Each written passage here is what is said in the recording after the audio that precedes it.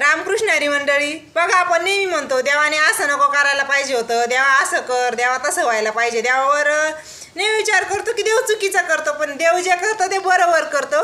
आणि हो, त्याच्यावर मी तुम्हाला आज एक गोष्ट सांगते. बघा, एक गुराखी होता, तो पण असंच म्हणायचा देवाला काही कळत नाही. का म्हणायचं तो माहिती आहे का? कारण तो जिथे गुरे राखायला जायचं तिथे एक झाड होतं कवटीचं. त्याला छोटे छोटे फळं होते. कवटीचे फळ तर छोटेच असते, आणि त्याच्या खाली एक डांगराचा वेल होता. त्याला 2च फळं होते, पण 5-5 ते 6-6 किलोचे फळ. तो विचार करायचा देवाला अजिबात काही कळत नाही म्हणे. जे मोठं झाड त्याला छोटं फळ, आणि जे छोटं झाड त्याला मोठं फळ. मी जर देवाच्या जागेवर असतं तर कवटीला मोठे मोठे फळं दिले असते म्हणे, डांगरा एवढले, आणि डांगराचा वेल छोटा आहे तर त्याला छोटे फळं दिले असते.